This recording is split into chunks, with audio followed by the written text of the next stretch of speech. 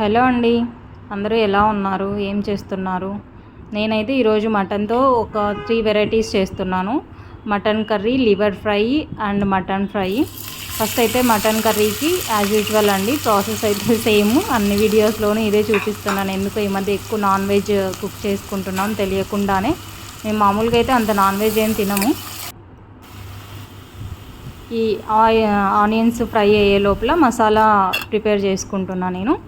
ఈ మసాలాకి మిరియాలు, లవంగాలు, చెక్క, ధనియా, యాలకులు అన్నీ వేసుకొని నేనైతే కొంచెం జీడిపప్పు, కొంచెం కొబ్బరి వేసుకుంటున్నాను.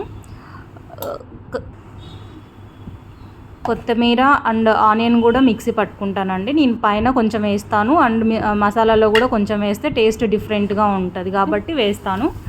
మెయిన్ మా రాయలసీమలో ఏంటంటే నాన్ వెజ్లో టమాటా ప్రిఫర్ చేయం అసలు. ఆ పులుపు టేస్ట్ అన్నది మాకు నచ్చదు. ఎక్కువ మసాలా ఫ్లేవరే ఉండేలాగా చూస్తామన్నమాట.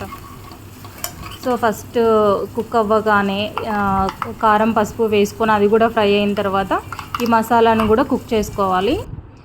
బాగా మంచిగా కుక్ అయ్యి ఆయిల్ తేలేలాగా కుక్ చేసుకోవాలి. ఎందుకంటే మనం మిక్సీ చేసుకున్నవన్నీ పచ్చివే చేసుకున్నాం కదా, ఫ్రై చేసుకోలేదు కాబట్టి ఫస్ట్ ఆయిల్ కుక్ అవ్వాలి.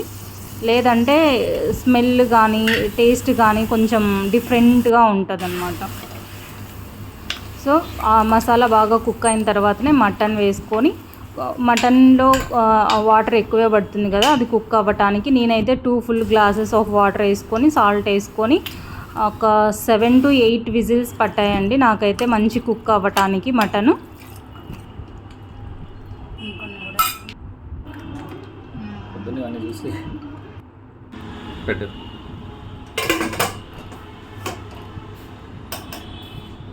Okay, done.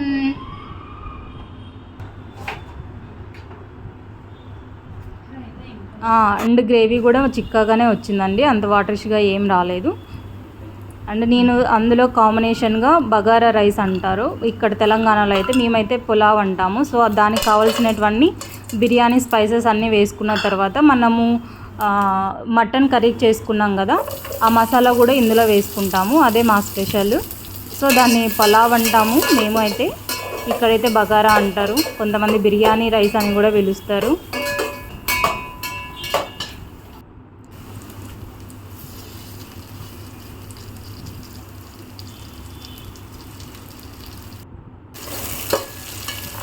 దీనికోసం నేనైతే మామూలు ఇంట్లో తినే మసూరా రైసే వాడుతున్నానండి.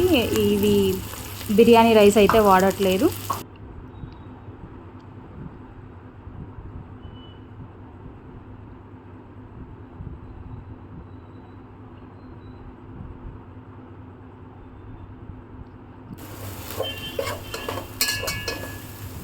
ఇది నేను కుక్ చేయటం అయితే రైస్ కుక్కర్లోనే కుక్ చేస్తున్నాను, కానీ ఫస్ట్ ప్రాసెస్ ఇవి కుక్ అవ్వటానికి టైం తీసుకుంటుంది. రైస్ కుక్కర్లో అయితే చాలా టైం పడుతుంది కదా అని ఫస్ట్ వాటర్ బాయిల్ అయ్యేంత వరకు మాత్రమే గ్యాస్ స్టవ్ మీద ఉంచాను. ఆ తర్వాత రైస్ వేసి రైస్ కుక్కర్ మీదకి షిఫ్ట్ చేశాను అన్నమాట. ఈలోపు నేను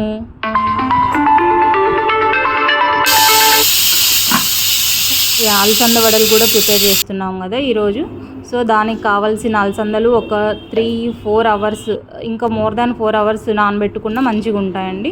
అవి కుక్ చేసిన తర్వాత ఆ పొట్టంతా పోయేలాగా క్లీన్ చేసుకొని మిక్సీ వేసుకుంటున్నాను. నేను మిక్సీ వేసేటప్పుడే కొంచెం ఆనియన్, కరివేపాకు, పుదీనా, కొత్తిమీర వేస్తాను. ఆ ఫ్లేవర్ మనం ఎంత కట్ చేసి కలిపినా కొంచెం ఫ్లేవర్ రావాలి కాబట్టి. అండ్ అడిషనల్గా పైన కూడా నేను కొన్ని కలిపాను, పచ్చిమిర్చి కూడా కొంచెం మిక్సీ పట్టి. ఇంకా వడలు వేసేస్తున్నాను. కుక్ అవుతున్నాయి. అండ్ ఇది బగారా అన్నం అండ్ ఇంకా చాలా వెరైటీస్ ఉన్నాయి. ఈ ఫెస్టివల్ అయితే మా అనంతపూర్లో అయితే చాలా స్పెషల్ అండి. ఇది ఓన్లీ నాన్ వెజ్ ఫెస్టివల్ మాకున్నది. Every non veg festival followed by veg festival ఉంటుంది కదా. ఏదన్నా అంటే వినాయక చవితి అయిపోయిన తర్వాత నాన్ వెజ్ తింటాము. This is the only festival non veg ఒక్కటే తింటాము. సో దీనికోసం చాలా ప్రిపరేషన్సే జరుగుతుంటాయి 1 year 6 months ముందు నుంచి.